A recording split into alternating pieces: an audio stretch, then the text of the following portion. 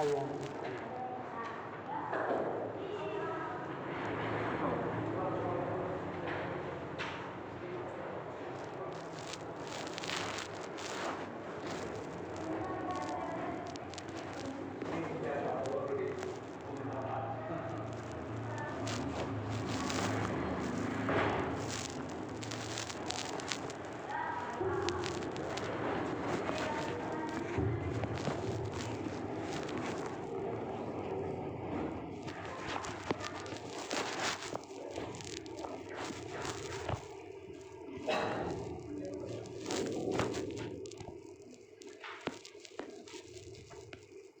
Assalamualaikum warahmatullahi wabarakatuh. Bismillahirrahmanirrahim. Alhamdulillahirabbil alamin. Wassalatu wassalamu ala asyrofil anbiya'i wal mursalin. Sayyidina wa maulana Muhammadin wa ala alihi wa sahbihi ajma'in. Amma ba'du, yassir wa la tu'assir. Rabbi inna min al-khair. Subhanaka la ilma lana illa ma 'allamtana innaka antal 'alimul hakim. Rabbi shrah li sadri wa yassir li amri wahlul 'uqdatam min lisani yafqahu qawli.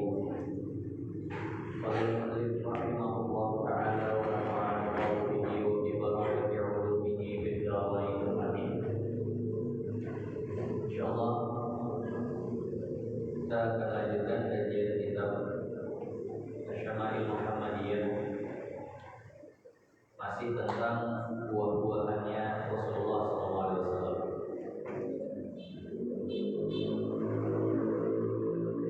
An Abi Hurairah qala, dari Sayyidina Abu Hurairah radhiyallahu taala anhu, beliau berkata, kana nasu, adalah orang-orang, idza ra'au awwalan amali, apabila mereka melihat awal daripada buah.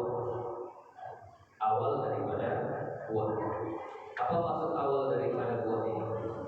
Kalau rambutan yang kuning pertama itu, udah mulai sebelum merah, apa ada yang mulai kuning. Kalau mangga sudah mulai ada yang bisa dimakan, awal mulai bisa dipetik. Ja'u bihi ila Rasulillah sallallahu alaihi wasallam. Maka mereka akan membawa buah-buahan tadi itu yang masih mulai matang itu. Mereka bawa itu kepada Rasulullah sallallahu alaihi wasallam.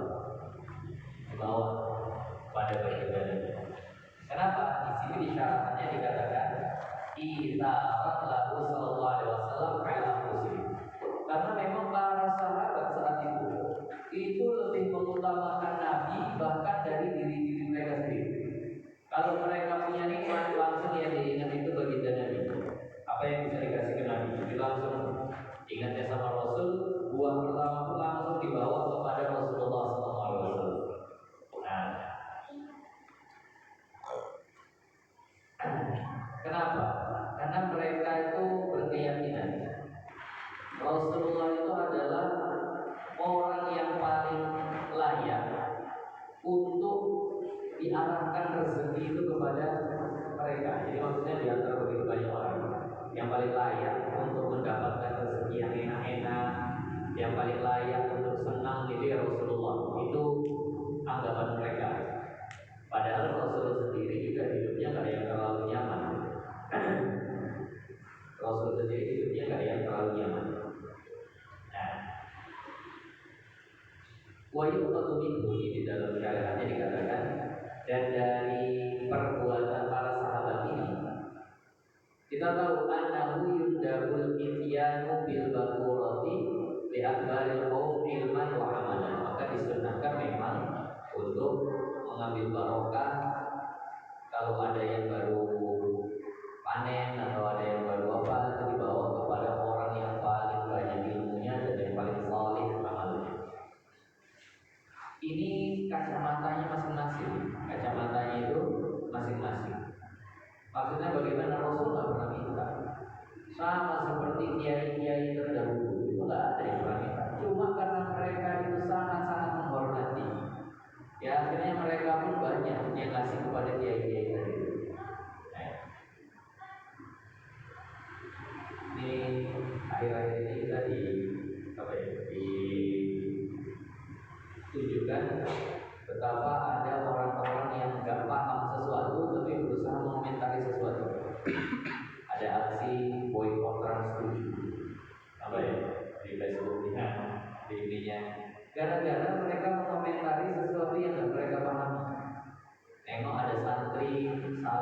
cium tangan sambil agak mungkin duduk gitu kan, kayak di atas mereka lebih merendahkan badannya, ya mereka duduk di lantai kemudian cium tangan gitu. Itu langsung bilang hanya apa ini pesantren itu ada perbudakan. Terus ada yang terekam bahwasannya ada kiai terima amplop. Namanya tanya mana kiai ini apa kaya? Orang yang datang disuruh bayar. Mereka nggak paham bahwasannya ini bukan permintaan dari gurunya, namun mereka melihat gurunya bersikap seperti itu kepada gurunya. Jadi misalnya saya punya guru, saya lihat guru saya itu bersikap kepada gurunya seperti itu, maka itu pun menurun ke saya. Kenapa gurunya seperti itu? Karena atasan-atasannya juga seperti itu. Yang paling luar biasa dalam satu riwayat, Imam Muslim itu pernah bilang kepada Imam Bukhari, wahai guru, biarkanlah aku mencium kakimu. Imam Muslim ini masih nyium tangan, masih mencium tangan, udah dibilang perbudakan. Kalau seandainya ada kiai yang gitu baru kita bilang itu kiainya nggak benar. Ini sujud, sembah ini, nah itu baru betul. Tapi ini kesadaran dari santri, nggak pantas kalau berdirinya itu lebih tinggi dari gurunya, nggak pantas kalau tangan gurunya yang diangkat-angkat ke atas, maka dia pun yang turun ke bawah. Kemudian yang dianggap bahwasannya gimana, mewah-mewah gitu, ustaz-ustaz kiai-kiai, orang mereka disuruh yang datang itu minta doa dibayar sekian-sekian. Kalau ada yang memang ngetarin sekali doa sekian, sekali doa sekian, nah itu dianggap sebagai dia tidak benar. Tapi ini memang karena dia orang-orang yang datang kepada Rasulullah masih nggak ada minta, nggak ada minta. Ya. Jadi maka kalau seandainya mau mengomentari tolong dilihat ya, semua pada marah. Orang semua melakukan dengan ketulusan dianggap itu adalah sebuah paksaan. Nah, maka dari itu ini kesadaran dari masing-masing orang untuk memuliakan orang-orang mulia di dalamnya. Nah, dan memang ilmu agama, amal saleh, orang-orang yang memang dekat dengan Allah itu terpancar kemuliaan dari dirinya sehingga orang-orang pun banyak yang senang. Nah, dari komentar itu dan perbudakan ini. Nah, para sahabat kalau mereka panen pertama kali didatangi itu adalah baginda Nabi Sallallahu Alaihi Wasallam. Wa idza aqadahu Rasulullah Sallallahu Alaihi Wasallam. Maka kalau Rasulullah sudah menerimanya, mengambilnya dari itu, maka Rasulullah akan mendoakannya. Dan tadi mau dibilang pemberian kemudian doa itu memang sudah dicontohkan dari Rasul. Rasul dikasih kemudian Rasul mendoakan. Nah ada orang yang salah tangkap, pikirnya kalau seandainya ngasih itu memang beli doa. Dan Rasul dibawa buahnya, Rasul itu makan dari makan untuk munculnya Rasul. Rasul terima kemudian Rasul mendoakan. Karena memang orang-orang baik ini ya kalau nggak bisa ngasih apa-apa minimal ngasih doa kan gitu.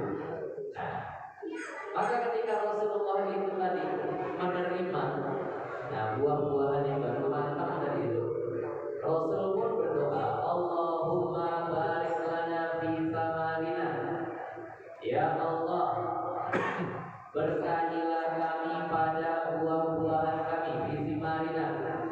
Wa barik lana fi madinatina. Dan berkahilah kami untuk kota Madinah kami ini.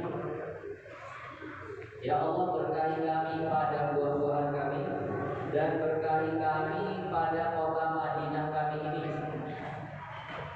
Wa barik lana fi sa'ina. Dan berkahi kami pada sa' kami. Sa' itu timbangan, nama timbangan. Kalau kita ada kilo, ada pon. Nah, kalau di sana itu di Arab itu sa'. Satu pot itu kurang lebih 2,5 sampai 2,7 kilogram. Wafi mudina, dan pada pot kami, mud itu juga timbangan. Kurang lebih satu mud itu sekitar 7 on. Maka ini adalah doanya Rasulullah. Allahumma inna Ibrahim abduka. Ya Allah, sesungguhnya Ibrahim hamba-Mu, wa khaliluka kekasihmu, wa nabiyuka dan nabimu.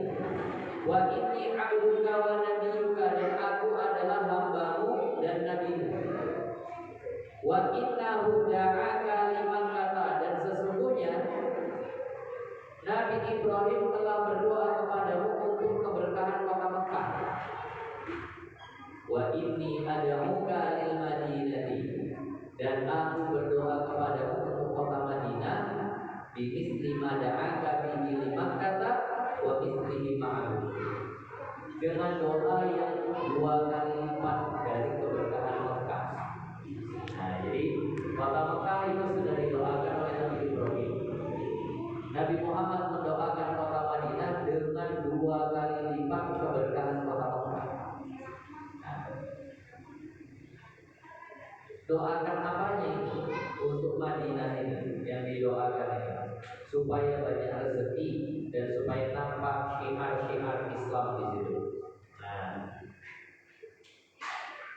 jadi makanya dua kota ini luar biasa, luar biasa. Berdoa, habis sholat, tahajud, kapanpun di waktu-waktu mustajab. Allahumma rzuqna ziyaratal haramain.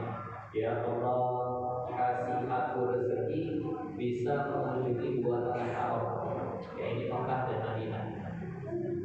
Itu memang, ya kalau bisa dibilang, bukan yang banyak taman indah apa segala macam, bukan yang hijau banyak bunga-bungaan, bukan. Tapi memang ada sesuatu yang beda hati kalau sudah sampai di kota Mekah dan Madinah. Nah, biasa orang umum itu ke Madinah dulu, ada yang ke Madinah dulu, rata-rata orang dari Indonesia itu kalau umroh itu ke Madinah dulu. Kenapa? Karena nanti dari Madinah ke Mekah sekalian sampai Miqat. Nah, di Madinah itu begitu masuk memang udah beda. Apalagi di sekitaran Masjid Nabawi, ya Allah, itu memang suasana yang bikin terasa betul ada yang beda. Orang-orangnya beda, perasaannya senang aja gitu. Makanya ada seorang ulama mazhab Syafi'i, namanya Habib Zain bin Smith. Beliau ini ulama mazhab Syafi'i, ulama ahlu sunnah wal jamaah, tapi dilarang ngajar di kota Madinah. Kenapa? Karena memang kota Madinah sama Mekah ini agak tidak toleransi. Ya, kalau boleh kita katakan pemahamannya kaku betul. Nah, dan itulah yang kurang dari Mekah dan Madinah saat ini, bahwa seolah nggak menerima mazhab yang lain. Pahamnya harus seperti mereka, paham lain nggak boleh ngajar, nggak boleh ngajar. Nah, dan Habib Zain bin Ibrahim bin Smith nggak dikasih ngajar. Kalau mau ngajar keluar. Tapi karena cintanya beliau sama kota Madinah, dia nggak apa-apa ngajar. Yang penting aku tinggal di Madinah. Jadi maka beliau sampai sekarang di Madinah, karena memang sudah jatuh cinta sama kota Madinah. Kemudian setelah Rasul berdoa seperti tadi itu, Suma yad'u asghara walidin yarahu, maka Rasulullah pun memanggil anak yang paling kecil yang Rasulullah lihat saat itu. Mana anak-anak paling kecil dipanggil Rasul. Fayu'ti dzalika thamara, maka Rasul pun memberikan buah tadi itu kepada anak yang paling kecil tadi. Rasul dikasih, tapi Rasul masih lagi doa. Nah, jadi kalau memang ada Sayyidina Hasan Hussein kalau dipanggil, kalau nggak ya anak orang lain, nah dikasih tadi kepada anak itu. Nah, Rasulnya betul-betul paham ya bagaimana kejiwaan anak-anak itu. Kejiwaan anak-anak itu, kalau seandainya melihat sesuatu yang enak pasti ingin. Kalau melihat sesuatu yang bisa dimakan atau apa itu pasti ingin. Nah, untuk makan gitu. Kita tengok anak kita, ada orang punya jajan minta, ada orang beli apa minta. Nah, maka saat itu Rasul paham anak-anak seperti itu, dipanggil anak paling kecil, nah kasih anak. Nah, jadi ini adalah yang dilakukan Rasul ketika mendapatkan tadi. Di sini syaratnya begini. Fayu'ti dzalikal walida dzalika samara alladhi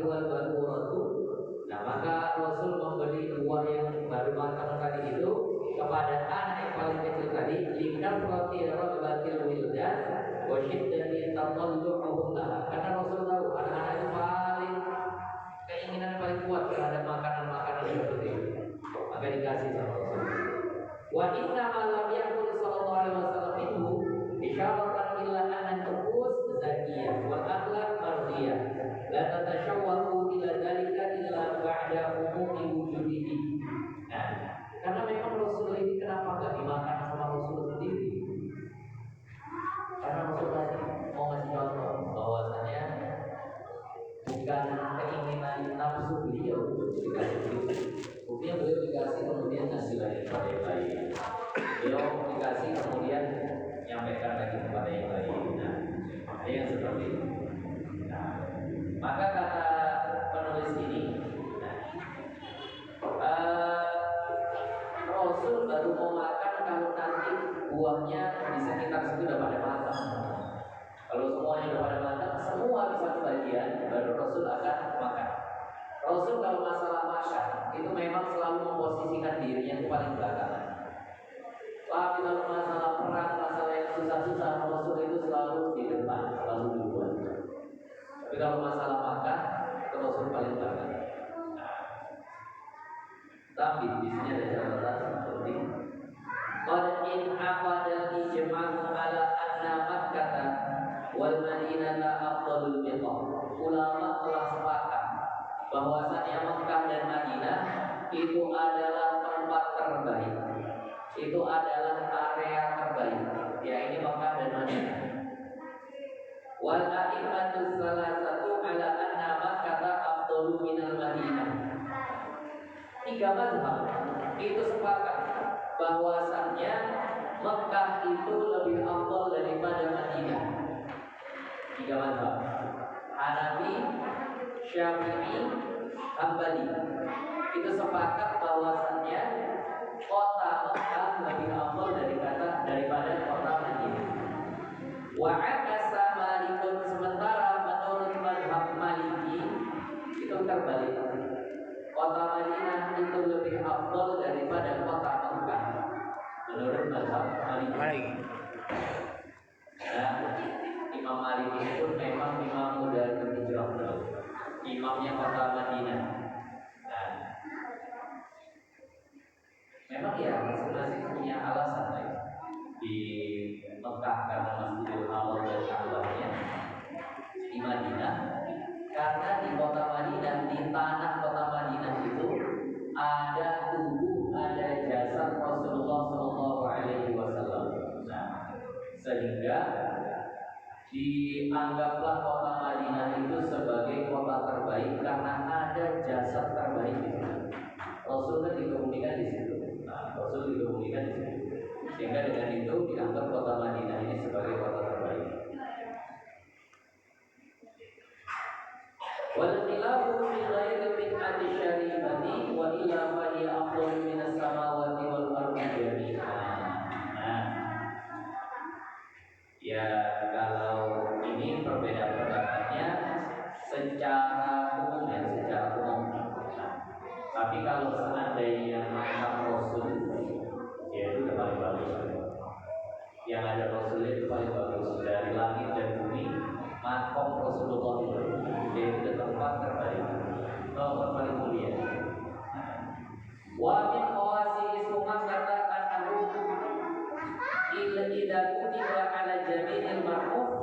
Nah, bidamil ma'ruf kata wasaqal bilad wallahu ra'ufun bil ibad ikhwatu adam. Ini ada satu amalan dari ulama. Ada satu amalan dari para ulama.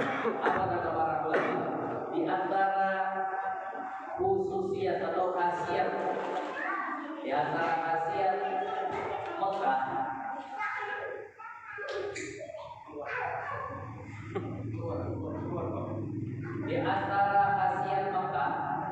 itu adalah kalau seandainya ada anak, ada orang yang sedang mimisan keluar air dari dunia, itu nggak berhenti gitu. Kemudian dituliskan di keningnya, mimisan itu dituliskan di keningnya. Tapi di sini yang agak unik dituliskannya pakai darah yang udah turun tadi itu diambil, ditulis di keningnya. Maka wasatul bilad wallahu ra'ufun bil ibad, itu bisa kepain juga. Nah, maka katanya darah mimisannya akan berhenti, payah amal ini. Nah, jadi ini tertulis dalam kitab Mawadul Dunia. Kemudian yang berikutnya kita lanjutkan. An Rubayd binti Muawwid ibnu Afrah qalat, dari Rubai' dari Sayyidah Rubai', anak dari Muawiyah bin Amr. Qala, beliau berkata, ba'atsani Mu'adzun bi khila'in min Raqab. Aku pernah disuruh oleh Sayyiduna Mu'adz bin Amr membawa satu mangkok kurma. Wa alaihi ajrin min kisai zubin. Wa alaihi ajrin min kisai zubin. Dan di dalam mangkok tadi itu, itu ada apa bahasa itu ya? Timun. Ada timun yang baru matang. Ada timun yang baru matang.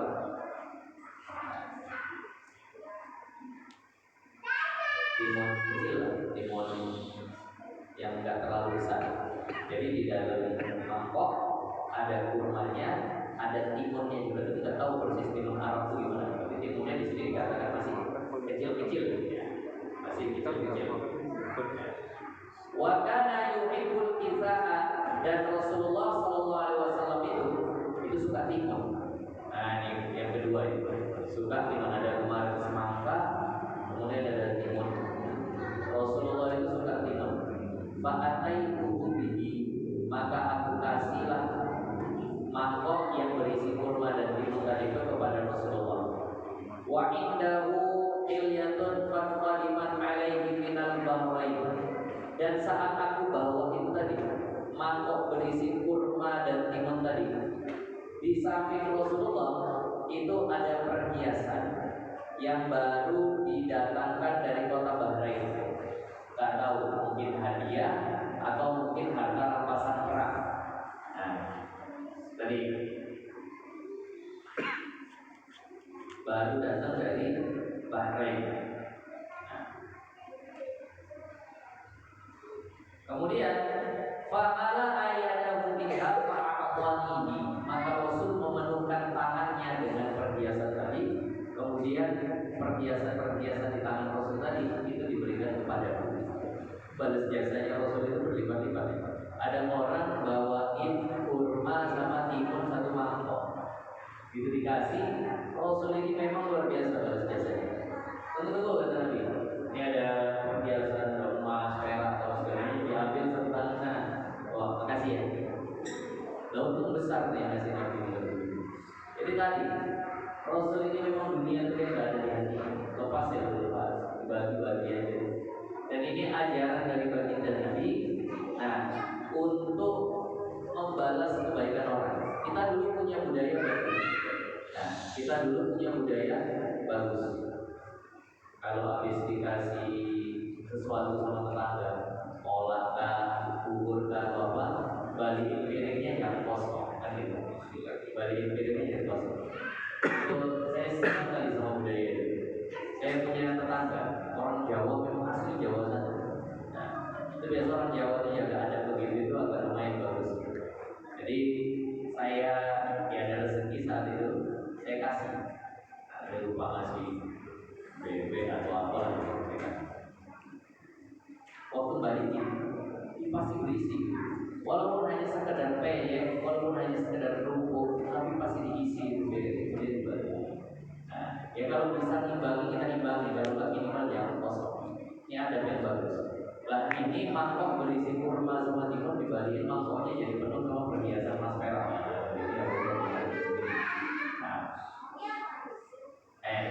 Jadi di sini dikatakan li'azimi saqatihi sallallahu alaihi wasallam, ini membuktikan betapa pemurahnya Rasulullah sallallahu alaihi wasallam. Ini membuktikan betapa luar biasanya hati baginda Nabi sallallahu alaihi wasallam. Wa fihi kamalul munasabati fa innal unsa yaliqu bihal hilya. Dan ini menunjukkan Rasul tahu kalau nasi itu sesuai dengan orangnya. Ini yang datang perempuan, ya yang dikasih perhiasan. Kan gitu. Jadi kita kalau ngasih pun itu kalau bisa yang cocok orangnya. Jangan main asal kasih aja. Mau kasih hadiah lah. Kasih hadiah tengok orangnya itu kayak mana, tipenya, karakternya, kerjanya, pikir-pikir gitu. Nah,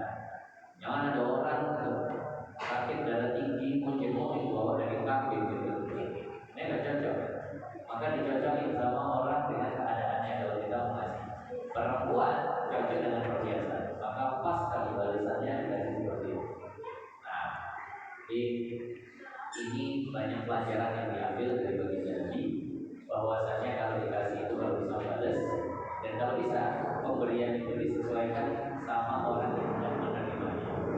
Nah, ini masih sama hadisnya, cuma dengan redaksi yang berbeda. Masih tentang Sayyidina Rubaiyah binti Muawiyah bin Affan tadi. Beliau berkata, aku datang kepada Nabi bawa semangkok kurma dan timun. Kemudian Rasul memenuhi telapak tangannya dengan perhiasan emas. Bahkan di sini kata ada tambahan Allah dan tambahan Allah. Emas sepenuh tangan itu dikasih. Emas sepenuh tangan itu berapa ya? Di sini ada keterangan tambahan Allah dan tambahan, yakni emas. Kita bisa ambil bersama. Cukramnya itu Ya, lebih lah. Nabi itu gak ada kesannya di dunia dibanding beliau. Gak ada apa, gak ada cintanya, gak ada apa-apanya dunia itu di dalam hati beliau. Kasih aja habisin. Dan Nabi itu punya prinsip tidak pernah nafsu. Gak pernah nafsu. Ini kalau mau ditiru silakan, dan ditiru ya juga gak apa-apa. Karena sahabat itu sebenarnya nabung. Kata Sayyidina Umar, husnul tadbir ismul ma'isyah. Perencanaan yang baik itu adalah separuh daripada baiknya kehidupan. Jadi hidupnya jangan tak punya target, tak punya rencana. Tapi Rasul, karena memang makamnya sudah berbeda, jadi Nabi itu gak pernah nabung. Rezeki hari itu harus habis dari itu, baik habis dimakan atau habis dibagikan. Makanya dalam satu riwayat, Rasul pernah setelah sholat asar itu gak zikiran, gak doa, langsung bangkit, langsung masuk ke rumahnya. Karena rumah Rasul itu satu kumpul sama Masjid Nabawi. Langsung bangkit, langsung ke rumah. Gak berapa lama Rasul balik lagi. Begitu Rasul balik lagi, sahabat pada nengokin. Sebelum sahabat bertanya, Rasul ngasih tahu. Nah, sesungguhnya tadi di dalam sholat tiba-tiba aku teringat ada satu kiber itu satu biji emas, ya paling seluas jari lah gitu.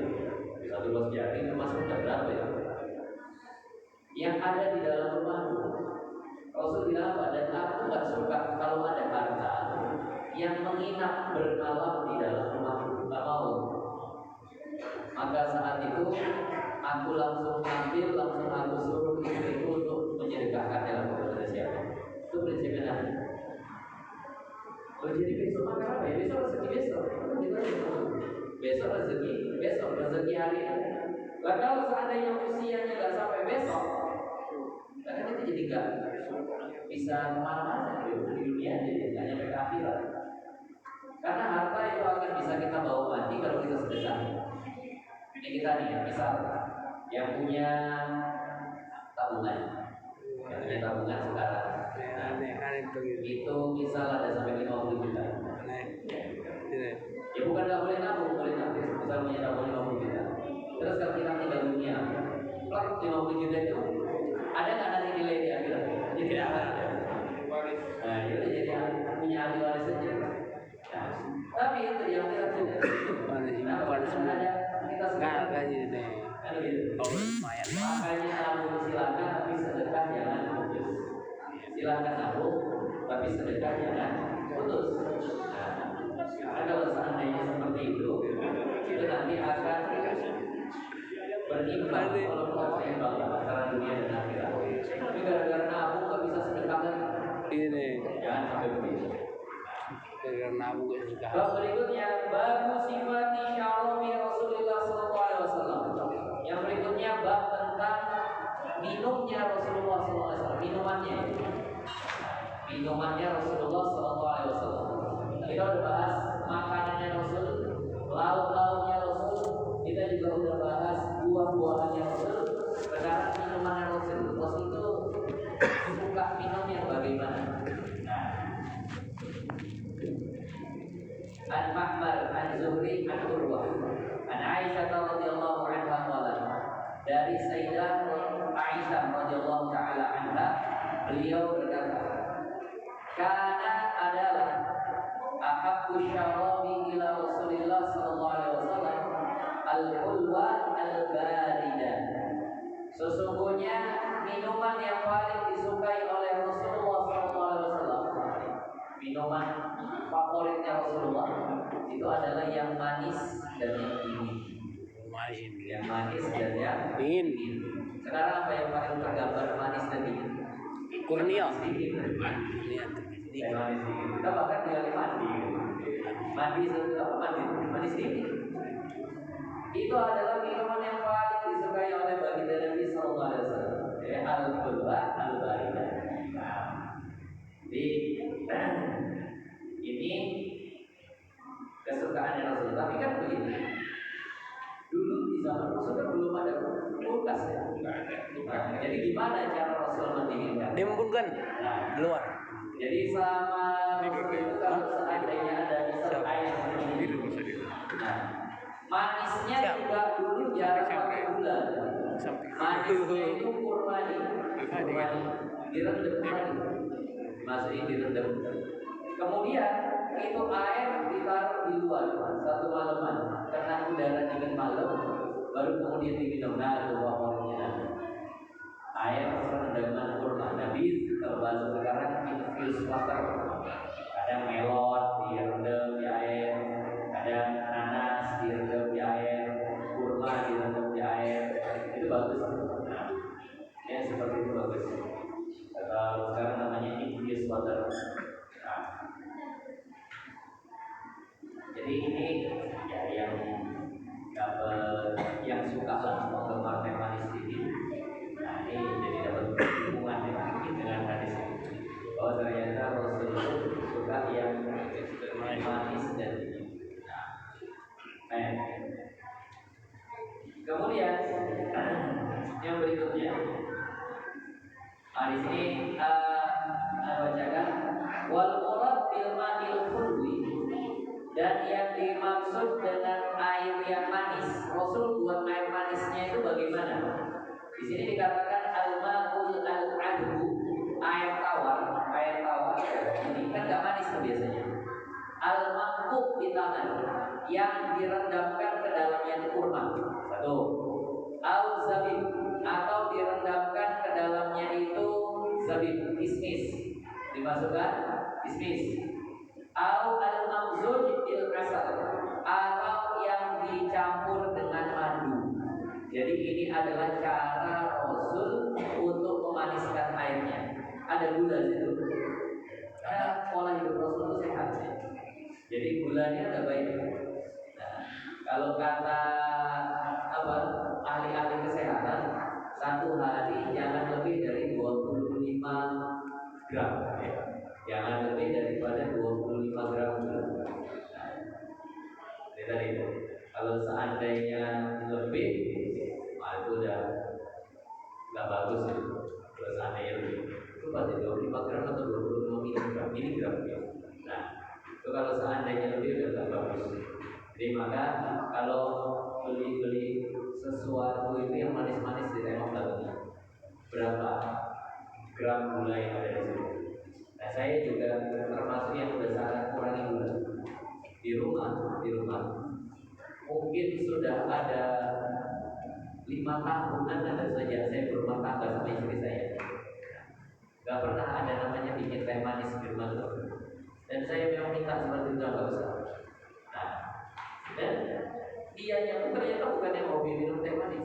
Jadi makanya gak pernah. Saya sampai rumah terakhir beli gula itu kapan? Masak yang pakai gula ya. Nah, istri saya itu orang Padang. Kalau orang Padang yang kalau masak nggak pakai gula, memang nggak pakai gula. Jadi nggak pernah pakai gula. Ya oke, garam aja, garam, tomat, apa segala. Orang Jawa baru pakai gula. Jadi nggak pernah pakai gula. Jadi ya kurang-kurang lah. Dia Rasul ternyata pun memaniskan, di zaman Rasul tidak ada gula. Tapi ternyata Rasul memaniskannya itu dengan madu. Nah, jadi ini adalah cara Rasul membuat manis minumannya.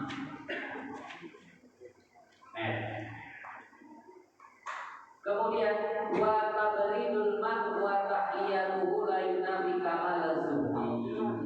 Nah, minum air dingin, menikmati air dingin itu bukan berarti Rasul enggak zuhud. Nanti ada yang menilai gini, kalau Rasul itu ternyata bikin enak-enaknya di dunia, minum yang seperti itu tidak yang menafikan kezuhudan Rasulullah. Li anna fihi mazidu syuhudi li ni'amillahi ta'ala wa ikhlasi syukri lahu. Karena kalau dibandingkan dengan Rasul itu hidupnya terlalu duniawi, ini adalah bahwa justru yang susahnya Rasul itu lebih banyak kita lihat daripada senangnya Rasul. Ya senangnya Rasul itu cuma sekedar minum manis gitu. Terus kalau dibilang gak zuhud itu gimana? Kita baru dibilang gak zuhud itu gitu. Terlebih lagi zuhud ini adalah min af'alil qulub, termasuk perbuatan hati. Gak bisa kita vonis orang zuhud gak zuhud hanya melihat zahirnya. Jadi kata ulama, Nabi Sulaiman dengan segala kerajaannya yang begitu mewah, beliau termasuk orang zuhud. Kenapa? Karena kerajaannya gak ada di dalam hati. Nah ada orang miskin melarat tapi gak zuhud. Kenapa? Karena ini mikirin duit aja. Jadi maka ini penentuan zuhud yang di dalam hati, bukan yang melihat dulu. Oh aku itu ulama, mobilnya mewah, mobil dikasih orang. Nah itu baru itu orang zuhud, nama rumahnya cukup, makannya nasi tempe, tapi hatinya tiap hari menes. Kapan aku kayanya? Dia itu gak zuhud namanya. Jadi maka zuhud itu perbuatan hati, jangan dinilai dengan zahirnya. Ada sana Ahmad, insyaallah nih akan datang.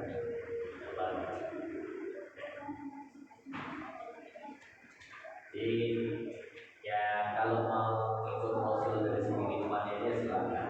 Apalagi cara memaniskannya, insyaallah sehat ya. Cara memaniskannya itu sehat. Kalau dengan buah-buahan yang direndam daripada dengan gula dan dengan madu. Alhamdulillahirabbil alamin. Wassalatu wassalamu ala